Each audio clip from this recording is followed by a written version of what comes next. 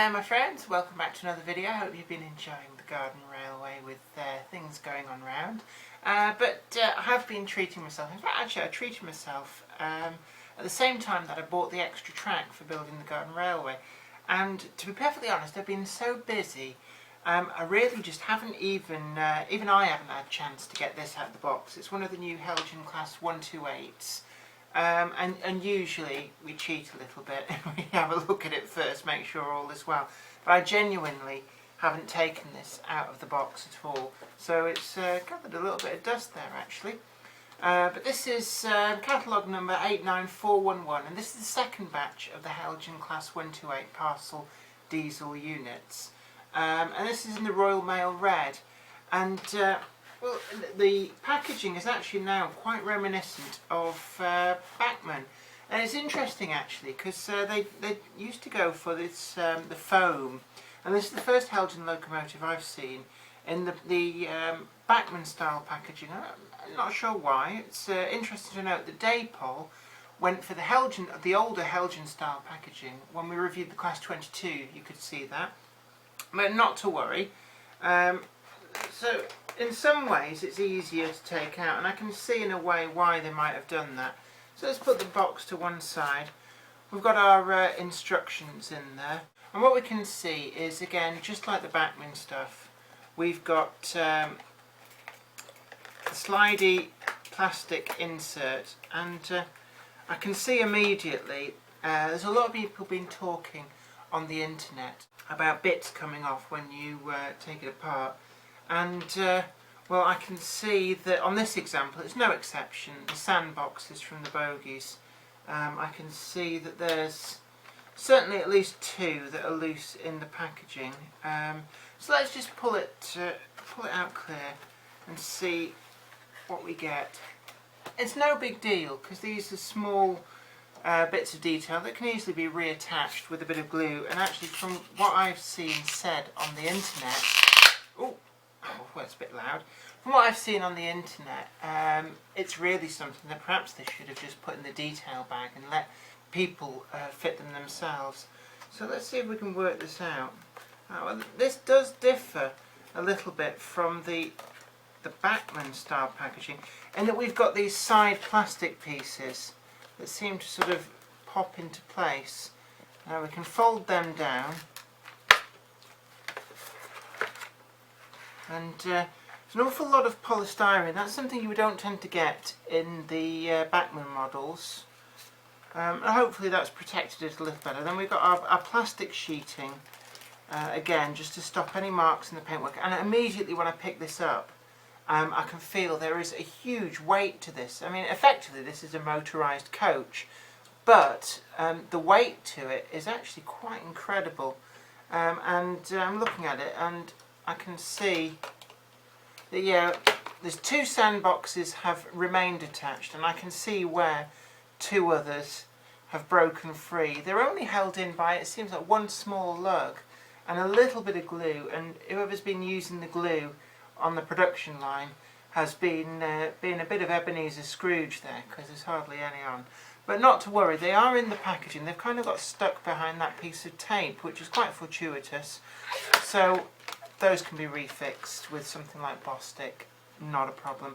And we've got some great underframe detail there. This is actually one of the most detailed underframes that I've seen on a new model for quite some time.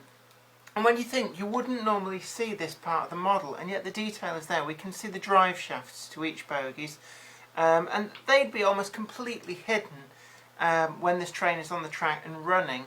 And we've got I think it's all-wheel drive, and I've seen on reviews that the haulage capacity of this diesel parcel unit far surpasses what the real ones could have actually done. I mean, they were designed so they could haul a tail load of 1, 2, maybe 3 other parcels vans. But I've seen it written that these can actually pull in excess of what some express locomotive models are able to pull. Now we've got the flat flush ends, there's no head code boxes, and there's no gangways. This is in the guise of one of the much later liveried class 128s. And I actually went for it because the Royal Mail Letters livery is beautifully applied, but it's just something a little bit different than the otherwise all over blue. Although I was tempted by the factory weathered all over BR blue version. And it's only £6 more, but the weathering is actually a very, very good job. And it seems that Heljan have applied one of the best weathering jobs of any ready-to-run manufacturer to date. Now looking at this, I can see, holding against the light, the door handles, separately applied details. They're not moulded on. You can actually see daylight underneath them. The level of detail on this it's crisp, and it is very, very good. The only detraction that I can immediately see is the shininess of the wheels. The actual faces of the wheels are very, very silver and metallic, which of course on the real Class 128 they would never have been like that. They'd have been a sort of a blackish, rust colour. But it's something that can easily be fixed with a light wash of something like acrylic paint mixed to the right colour. So I'm not really too bothered by that. We've got the representation of rivets on the ends. And actually these look quite good in my view. A lot of people have said that they are over scale, but in all honesty I think if they'd have made them true to scale, they'd have kind of disappeared at this scale. And sometimes when you're dealing with a model, some things, if they're modelled to scale, don't actually look right to the human eye, and if they're off scale it can kind of kid the eye. It's a bit of an illusion, it's pulling a trick, and in this case I think that trick does work. Overall, I'd say that this model is certainly a good 9 out of 10. Maybe even a 10 out of 10. As a first foray into the multiple unit type prototypes for Heljan, this is superb. It's an unusual prototype, but it's one that I can see why they've done it, because it's a single car unit, so a lot cheaper to make. And it's something that's so different that it really does capture a niche market. And I think that certainly with the success of the Royal Mail Letters red version, which keeps selling out very, very quickly from everywhere, I think they've stumbled onto a really good winner here. And I'm hoping that we'll see these in other liveries, and also hopefully see it continue on the market. Heljan tend to use soft tools as opposed to hard tools. This means it's cheaper to produce the tools, but they have a much more limited run cycle, and there's a lot of Heljan models that have come and have not been reissued, which is a shame, but I'm hoping that the Class 128 is something that they will reissue time and time again, because this truly is a superb model. I've yet to see it running, but I can only assume from the write-ups I've seen that it is an excellent runner. Sprung buffers we've got there.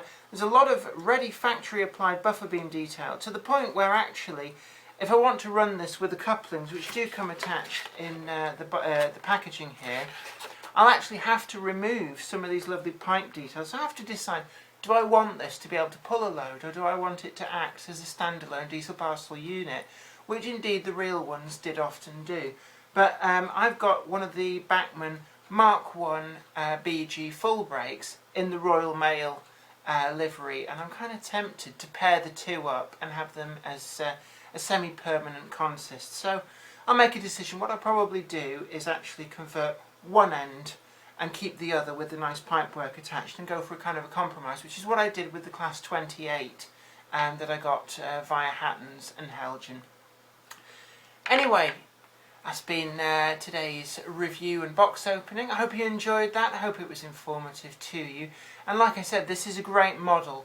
I cannot recommend it more highly. And don't hang around. If there's a particular livery option that you really, really want, some of these are selling out quite quick. And like I said, Heljan, because they use soft tools, once they sell out, you may be on to quite a long wait before that particular livery option comes around again, if at all.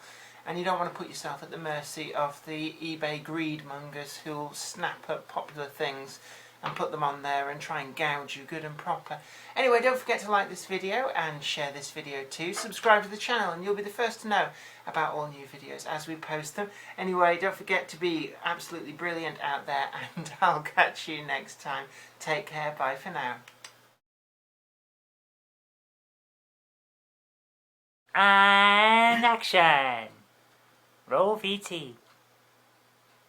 Choo choo. Start talking! No, shut up, I'm thinking.